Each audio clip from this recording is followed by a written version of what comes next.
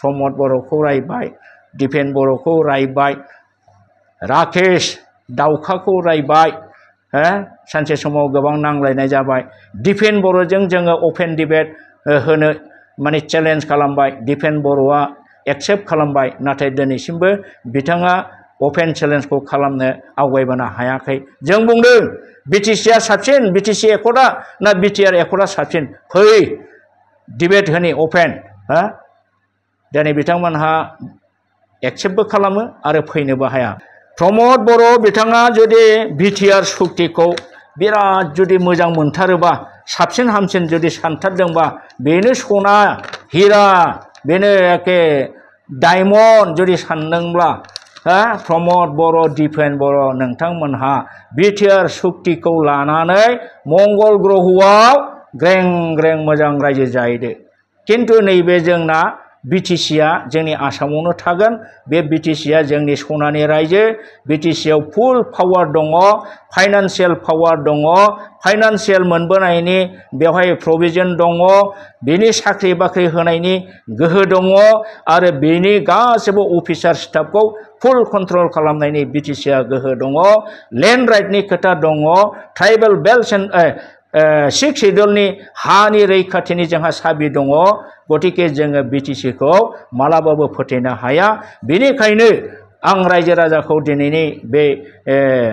खौरां मेलनि दारै खावलायगोन जे रायजोफोर बिटिसिआ जोंनि बर'नि माने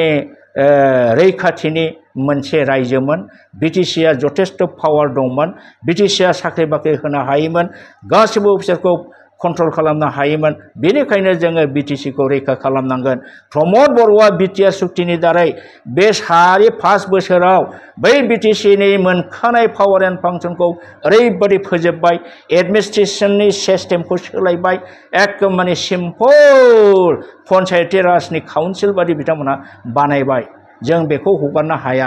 5,500 जन मानसि थैनानै हाजार बिजार दालां गावख्रबनानै रेलगारि गावख्रबनानै हाजार हाजार कौटि कौटि मानसिया जिउ जेल जानानै बुग्लिजानानै मोननाय बे बिटिसि आरो बे बिटिसिआ बिराद सनानि बिटिसि आसाम बै समनि अटल बिहारी वाजपेयी आरो जोंहा होम मिनिस्टार LK आडवाणी मोनहा जेरैबायदि बर'खौ अननानै 6 शेड्युल जे पावार होदोंमोन अट'नमि मोनसे पावार अट'नमियास गभर्नमेन्ट होदोंमोन बे जोंनि थाखाय बिराद सना रुपा हिरा मुक्ताजों समान जों बेखौ लाखिफिननांगोन आरो बे हाग्रामा महिलारि लाबोनाय बे बिटिसि माने पावारखौ बिटिसिनि पावारनि प्रभिजन्सफोरखौ लाखिफिननोबा जोङो प्रमद बर'खौ फैगौ इलेक्सनाव एनि हाउ फेजेननानै प्रमद बर'खौ हाथायनांगौ आरो जोंनि बिटिसिखौ जोङो बासायफिननांगौ हाग्रामा महिलारिखौ लाबोनानै जे बिटिसि एक्ट बिटिसिआ दाबो रोखा रोखा आयेन हिसाबै दं बिटिसिनि एक्टनि प्रभिजनफोरखौ जोङो एक्सारसाइज खालामफिननानै माने सनानि रायजो बर'खौ जोङो बै समाव 17 बोसोर हाग्रामाया जेरै खुंदोंमोन बेबायदि खुंनाय पावारखौ जों दिनै लाबोफिननांगौ बे प्रमद बर' थगायसुलानि दिनै मुंसे गाबोन मुंसे एखेबारे माने थगायनाय बाथ्राखौ लानानै रायजो राजाया फोथायनो नाङा दिनै प्रमद बर' थगायसुला नङा गुरुआ थगायसुला जानाय लोगो लोगो शिशुफ्रा गासिबो थगायसुलाजोब दिनै माने प्रमद बर' UPPL पार्टीनि डिस्ट्रिक्टनिफ्राय माने ब्लक लेभेलनि प्राइमारि लेभेलनि गासिबो लिडारानो थगायसुला रायजोफोर बिराद मिसा खोथा बुङो अरुणोदय स्किमखौ लानानै रायजोफोरखौ ओरैबायदि जाम्बा जाम्बि हिन्जाव हौवाफोरखौ थगायगासिनो दं आरो बिथांमोनहा जे अरुणोदय मोननायनि गभर्नमेन्टआ माखासे स्पेसिफिक रुल्स एन्ड रेगुलेसन बानायनानै होखादों बे मथे मोननांगौआ मोनखागोन मोनैया मोना किन्तु बिथांमोनहा दिनै जायगा जायगा मेल मिटिं खालामनानै माने बेखौ मोनसे इलेक्शन केम्पेइननि हाथियार हिसाबै बिथांमोनहा बाहायगासिनो दङ दिनै अरुणोदय मोननोब्ला हिन्जावफ्रा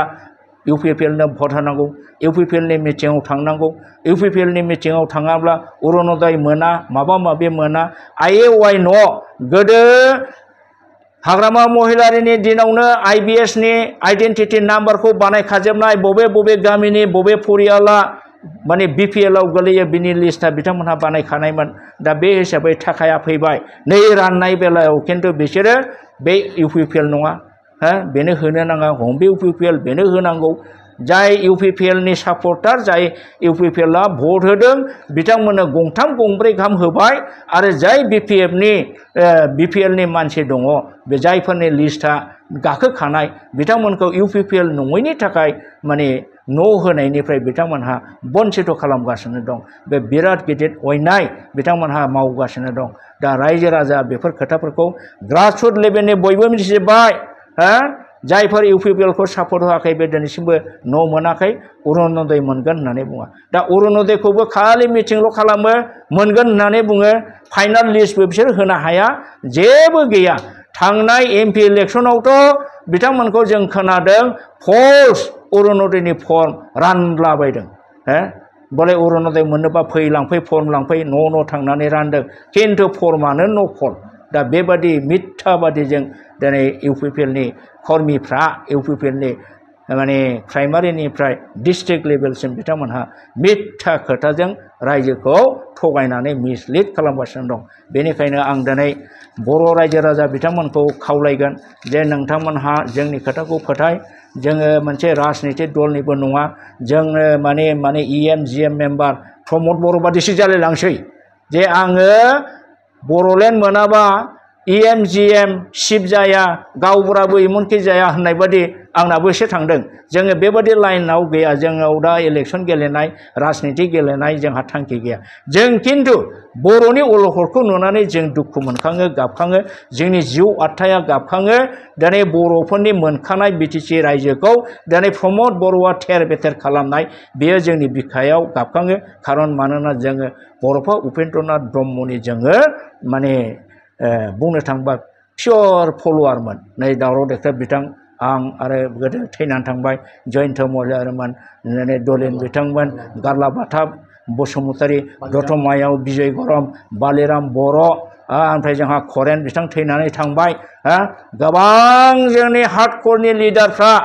दिनै गोबाङानो थैनानै थांबाय जों खिन्थु माखासे जायफोर गोथां दं बिसोरनि माइन्डआबो जोंबादि दिनैबो गोरा थना जानानै दं आरो बर'लेण्डखौ मालाबाबो जोङो धंस खालामहोआ BTC खौ मालाबाबो जोङो गोमाहोआ आयेनाव रोखा रोखा लिरजाखानाय 6 शेड्युल टु द कन्स्टिटिउसन अफ इन्डिया आयेन बिजाबाव हाबखानाय जों बेखौ लाबोफिननांगोन आरो बेखौ लाबोफिननोब्ला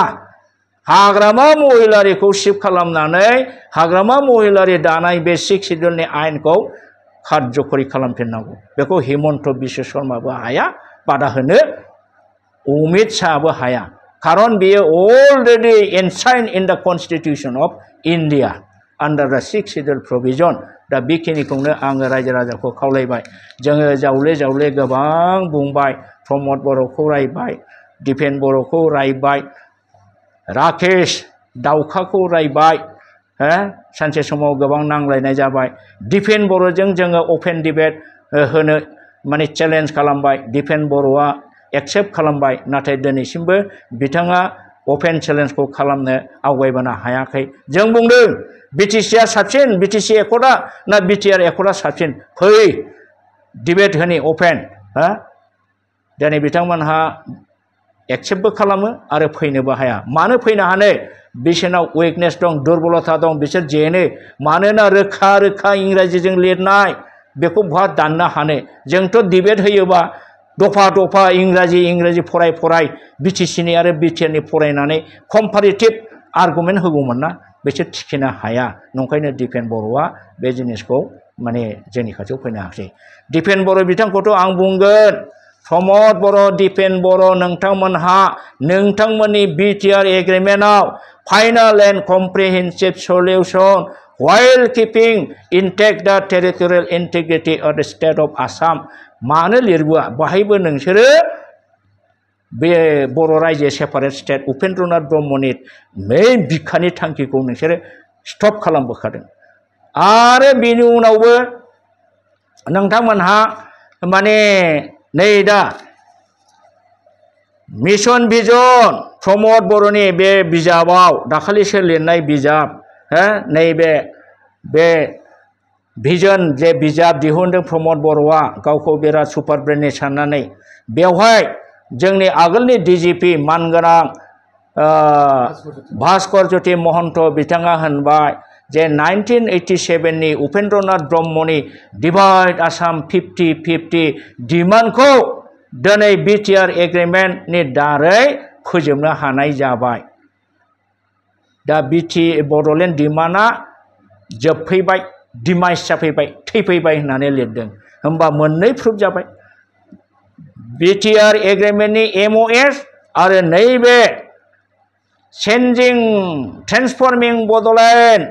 आरो बेनिफ्राय ए journey of change in Bodoland territorial region बे मोननैयाव प्रुफ रोखा जाबाय। दिपेन बर' मोनसे खोथाखौ नोंसोरो जेब्लाबो गोसोआव ला, नोंथांमोनहा बर'फा उपेन्द्रनाथ ब्रह्मनि आदर्श नीतिजों जोङो मावदों होनो। गमामायै नोंसोर जुदि बिदि मावदोंब्ला नोंसोरो बे माने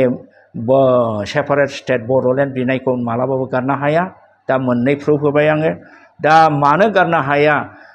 जे असमियाफ्रा दिनै नङा, बहुद बोसोर आगोलनिफ्रायनो असमियाफ्रा जोंखौ बिमा बाथुलनि फिसा, जोंखौ जाथि नङै बादि जोंखौ माने दानख्रेब सुख्रेब बुख्रेब आलाय आथानि माहियारि सुखुथि साया हिसिल नायगासिनो दं। बे दिनैबो सोलिनानै दं। दिपेन बर' दिनै मानो बर'फोरखौल' एख्ल' नायनानै इभिक्सन खालामो? नोंथाङा दाखालि बे सारिदुवार आरो न'दुवारनि 40टा न'खरनि जे होजानो नागिरनाय बेखौ लानानै नोंथाङा स्टेटमेन्ट होदों। बे स्टेटमेन्टखौ दिनै नों मानो होनांखो? नोङो जुदि सेपारेट स्टेटखौ अथल लाखिनानै रायजोखौ जुदि संकष्ट सदिया जुदि बियोमोनबा, संकष्टल' नंला तिस्ता टु सदिया नोङो जुदि रायजोखौ बिनानै लानो हायोमोनब्ला दिनै आसाम सरकारनि सोरबा सासे फिसा अफिसार, जाय फिसा अफिसारा दिनै इभिक्सन नटिस होदों, बे इभिक्सन नटिस होजानाय जाथिनि मान सन्मान थांनाय बे जिनिसा फैयामोन। बर'फा उपेन्द्रनाथ ब्रह्मआ बिनिखायनो बे असमिया जाथिया जोंखौ गासैबो जेब्लाबो जेरैबो बुख्रेबबाय थागोन, बुथारबाय थागोन, अपमान खालामबाय थागोन, निर्यातन खालामबाय थागोन होननानैनो जों असमियाजों खुनुदिन रायजो जानो हाया, आलादा रायजो नङाबा जोङो थैब्लाबो थांनानै थानो हाया होननानै सेपारेट स्टेटखौ बिदोंमोन। दिपेन बर' बेखौसो होननानै बुङो उपेननि माने सोलोंसा बा फल'वार। You never can be follower of Upendranath Brahma because you have already given up. You have given up the separate state demand. दिनै नोंनि बे दुर्बलतानि थाखायनो दिनै 40टा न'खर होखारजागोन, गाबोन समफोर आरो बांसिन होखारजागोन आरो जोंनि बर' हारिखौ सैमा अमा मावजिफोर बादि असमिया मानसिफ्रा जेराव मेनावनो जिखुनु टाइमावनो बाहायहोसिगोन। बिटिसि जानाय समाव बेबादि बिथांमोनहा जोंनि सायाव बारा अत्याचार खालामनो हायाखैमोन, मानोना बिटिसिआ मोनसे गभर्नमेन्ट जाबायमोन, बिस्रा गावस्रा निजा मोनसे हमलेन्ड दंसै, एसे मान सन्मानखौ जोङो मोनदोंमोन आरो जोंहा केबिनेट मिनिस्टार रेंकमोन, चिफ आरो डेपुटि चिफ आरो आदार EMफ्रा माने स्टेट मिनिस्टार रेंकमोन। बेफोरबादि स्टेटास मोननायाव, पावार मोननायाव, हाग्रामा महिलारिनि 17 बोसोर सासन खालामनायाव बर' जाथिया बेबादि होजानाय आरिनाय बेबादि दुरनाम जाफेराखैमोन। नोंसिनि बे दानि आखलनि थाखाय, नोंसिनि गासिबो गावनि डिमान्डखौ गारजोबनायनि थाखाय हारसाफोरजों हिमन्त बिश्व शर्मा बा असमिया BJP लिडारफोरजों नोंसोर बांद्राय दारिजों दारि गोरोबहोलायलायनानै ना थेंगोनानि गोरोबनायावसो दिनै बर'खौ फिन नाख्रेबनो बोलो मोननो नागिरगासिनो दङ। मानोना नोंसोरो ट्रु लिडार नङा। You are nominally now a Boro leaders, ABSU leaders, but internally you belong to some other group, more power group, national party group. बेखौ दिनै रायजो राजाया बुजिनो बाखि गैला। नंखायनो नोंथांमोननि खोथानि सायाव दिनै बर' रायजो राजाबो हारसाफ्राबो रावबो फोथायनाय गैला। नंखायनो नोंथांमोननि ससियेल मिडियायाव बुंनाय खोथाफोरखौबो 300-400नि बारा रावबो नाया। नो भेलु एट अल दिपेन बर' एन्ड प्रमद बर'। दा आं बेखौनो खावलायनानै नोंथांमोनहा स्टिल नोंथांमोनहा बिटिआर एग्रिमेन्टखौ डिनाउन्स खालाम। सेपारेट स्टेट बिफिन खुनु असमिया अफिसारा बर' रायजोखौ इभिक्सन खालामनाय अर्डार होनाय नङा। रायजो बिफिन दिनैबो टाइम दं, जोङो बिफिननो फै ज', जोंबो बिगोन, नोंथांमोनहाबो बि, खिन्थु थगायनो मोना, बिश्वासघातक खालामनो मोना। प्रमद बर' बादि बिटिआर एग्रिमेन्ट खालामनानै जातिखौ दाथखाय फाब नांगोन हारिखौ थगायनायनि फाबा बारा गोबाव थाया थाबैनो मोनो बावैसोजोंनो माने बे माबाखौ मोनसिगोन आं नंखायनो आं बुंनो सानो नोंथांमोनहा बिटिआरखौ जुदि बिराद मोजां मोनथारोबा बिटिआर आरो नोंसिनि गांनाय उखैनायखौ सुफुंजोबोबा नोंसोरो प्रमद बर' दिपेन बर' एबसुनि जेसेबां लिडार दं इउपिपिएलनि जेसेबां लिडार दं बे बिटिआर सुक्तिखौ लानानै बिटिआर एग्रिमेन्टखौ लानानै मंगल ग्रहआव थांनानै बिटिआर रायजो ग्रें ग्रें खुंनानै जाहैदो जोंनि बे रायजोआ खिन्थु बिटिसिसो जों बिटिसियावसो थायो नोंसिनि बिटिआरआव जोङो थाया गोजोन्थों